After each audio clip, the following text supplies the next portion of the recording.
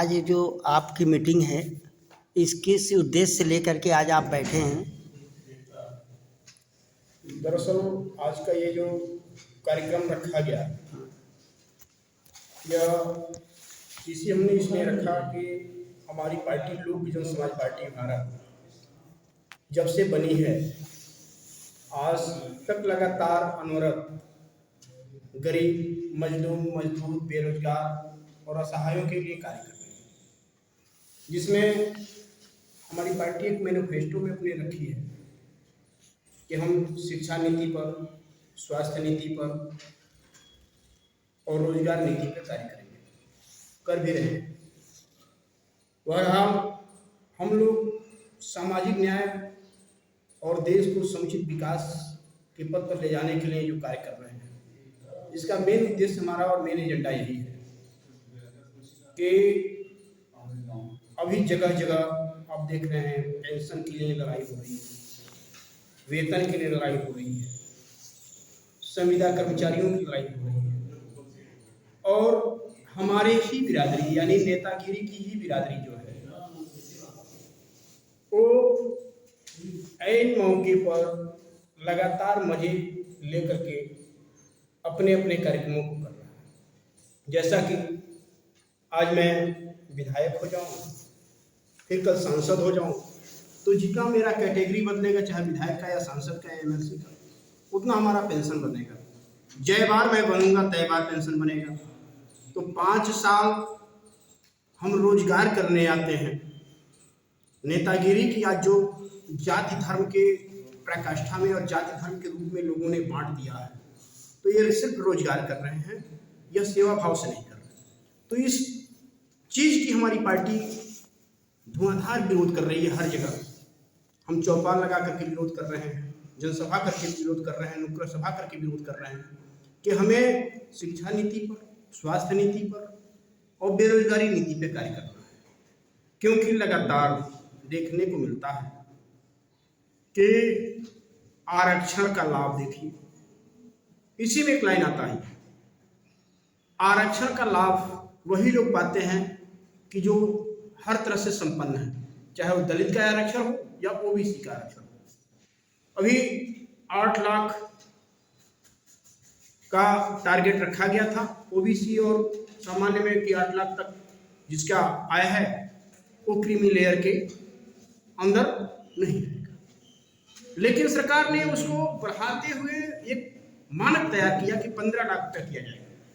जब 15 लाख हो जाएगा तो आरक्षण का मतलब यह है कि जो सबसे निचले तबके का आदमी है वो आरक्षण का लाभ नहीं पाएगा, और 15 लाख तक पाने वाले जो अच्छे अच्छे जगहों पर पदों पर बैठे हुए हैं वे अपने 10-10 से 12-12 लोगों को, अपने जानने वालों को आरक्षण का लाभ दिला देंगे। तो हमारी पार्टी यह मांग कर रही है कि 8 लाख पूर्व नियोजित जो धनराशि रोका गया था कि 8 लाख तक मांग इनका रहेगा आय, तो वहां तक क्रीमी लेयर की व्यवस्था रहेगी, तो 8 लाख से इसको कम से कम 10 साल तक फ्रीज रखा जाए, 10 साल तक न बढ़ाया जाए। हमारी पार्टी इसके लिए काम कर रही है। हमारी पार्टी इसके लिए काम कर रही है कि हर गांव में जो हॉस्पिटल 20 किलोमीटर 25 किलोमीटर बड़े बड़े बनाए गए हैं, वो हर गांव में एक हॉस्पिटल ऐसे हो कि जहां आईसीयू से लेकर के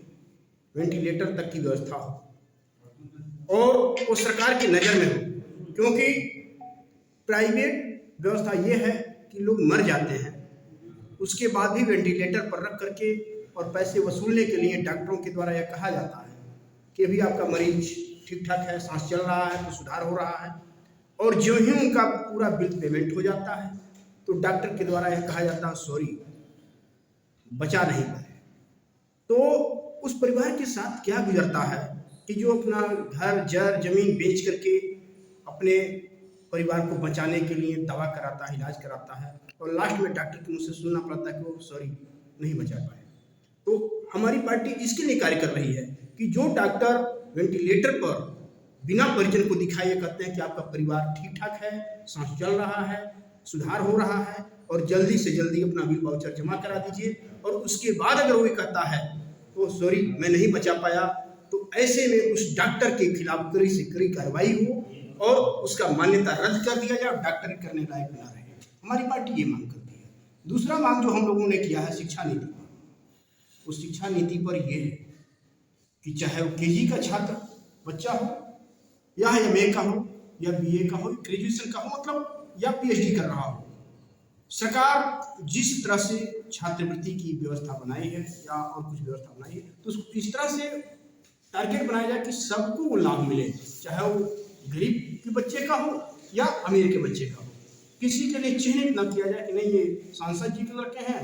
तो इनका जो है नेशनल कॉलेज में एडमिशन हो जाएगा, ये विधायक जी के लड़के हैं तो इनका नेशनल कॉलेज में एडमिशन हो जाएगा, और ये गरीब का है इनको हटा दिया जाएगा। ऐसा कुछ ना हो। हम लोगों की मांग ये है, हमारी पार्टी का ये मांग है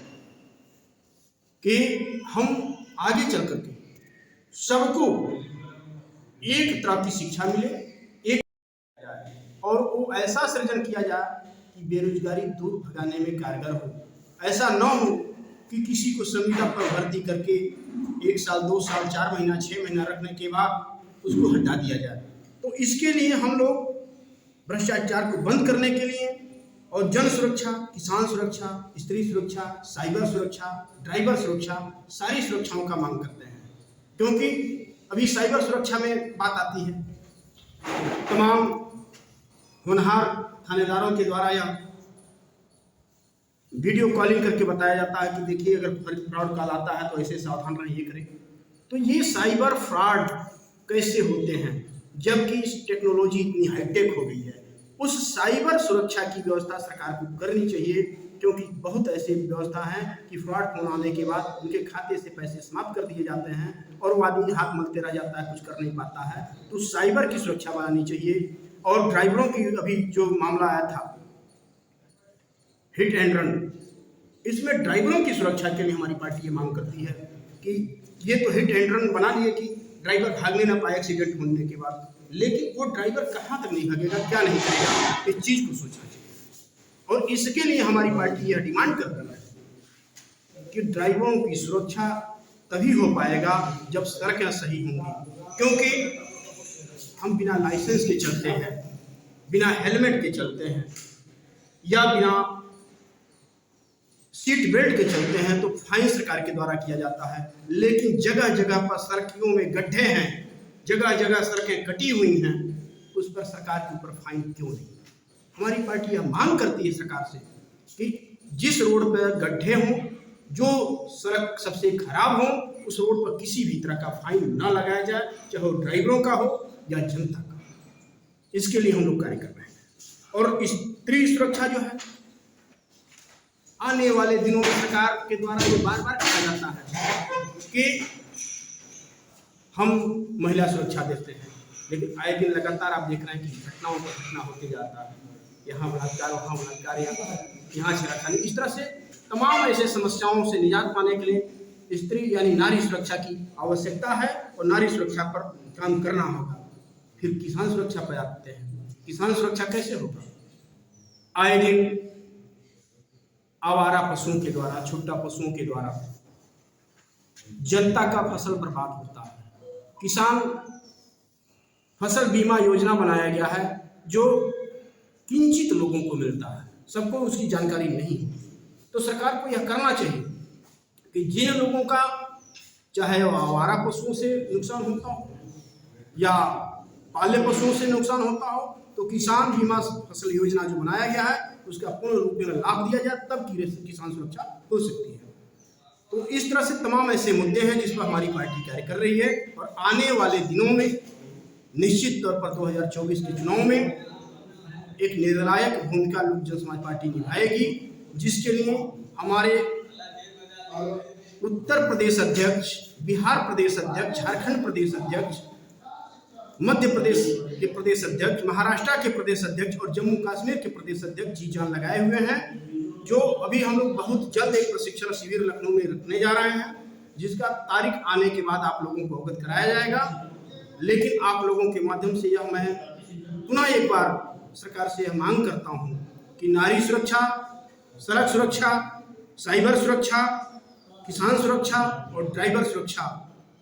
की व्यवस्था बनाएं और बेरोजगारी दूर भगाने के लिए नई नीति लाएं। इसी के साथ जय हिंद, जय लोक जन समाज पार्टी, जय भारत।